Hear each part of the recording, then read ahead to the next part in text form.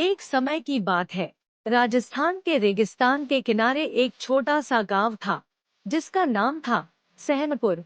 इस गांव के पास एक सूखा मैदान था जहां कभी कभी हल्की हवा चलती थी, लेकिन पानी की एक बूंद भी नहीं मिलती थी। गांव के लोग इस मैदान को निराशा का मैदान कहते थे, क्योंकि वहां कोई फसल नहीं उगती थी। मैदान के बीच में एक पुराना कुआं था जिसके पास एक छोटा सा मंदिर था। मंदिर की देखभाल करता था एक बूढ़ा संत, बाबा हरिदास, जो अपनी शांति और धैर्य के लिए प्रसिद्ध थे। उनके साथ रहता था एक नन्हा ऊंट मित्र, जो कुएं के पास घूमता और संत की बातें सुनता था। मित्र की आंखों में एक गहरी समझ थी जो उसे खास बनाती थी। गांव में दो भाई, राधे और श्याम, रहते थे। राधे मेहनती और धैर्यवान था, जबकि श्याम जल्दबाजी और अधीर था। एक दिन गांव में अफवाह फैली कि कुएं के नीचे एक जादुई बीज दबा है जो उसे बोने वाले को अनंत धन और हरियाली देता है। श्याम ने राधे से कहा, चलो हम उस बीज को निकालें और अमीर बने। राधे ने मना कर दिया और कहा, धैर्य से काम लो। बाबा हरिदास कहते हैं कि हर चीज का सही समय होता है, लेकिन श्याम ने अकेले ही योजना बनाई। रात को श्याम कुएं में उतरा और बीज की तलाश शुरू की, लेकिन जैसे ही उसने कुएं की गहराई में हाथ डाला, मिट्टी ढह गई और वह फंस गया। मित्र, जो सब देख रहा था, बाबा हरिदास को जगा दिया। बाबा ने मंत्र पढ़ा और श्याम को निकाला गया। बाबा ने उसे समझाया, धैर्यहीनता खतरे को निमंत्रण देती है। श्याम ने माफी मांगी, लेकिन उसका मन अभी भी अधीर था। अगले दिन गांव के पंचों ने एक चुनौती की घोषणा की। उन्होंने कहा, जो भी धैर्य और मेहनत से कुएं की देखभाल करेगा, उसे बीज का रहस्य पता चलेगा।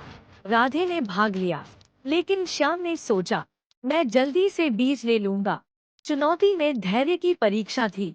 कुएं को साफ करना, पानी लाना और बीज को उगाने की प्रतीक्षा करना। राधे ने दिन रात मेहनत की, कुएं को साफ किया और पानी लाने के लिए दूर तक गया। श्याम ने जल्दबाजी में बीज खोदने की कोशिश की, लेकिन उसका अधीर व्यवहार उसे असफल कर दिया। तीसरे दिन एक चमत्कार हुआ। कुएं से एक हल्की हवा निकली और मिट्टी के नीचे एक छोटा सा हरा बीज निकला। बाबा हरिदास ने कहा, राधे, तुमने धैर्य और मेहनत दिखाई, इसलिए तुम बीज के अधिकारी हो। राधे ने बीज को बोया और कुछ ही दिनों में वहां एक विशाल वृक्ष उगाया, जिससे मीठे फल और शीतल छाया मिलने लगी। राधे ने कहा, यह सब गांव के लिए है, मैं इसे अपने लिए नहीं रखूंगा। बाबा ने उसे आशीर्वाद दिया और कहा, धैर्य का फल सबके लिए होता है। श्याम, जो सब देख रहा था, शर्मिंदा हो गया।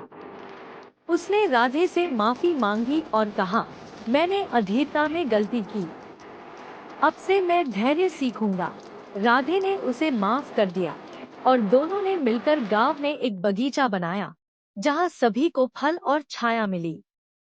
मित्र हर दिन कुएं के पास आता और बच्चों को अपनी समझदारी भरी आंखों से प्रेरित करता।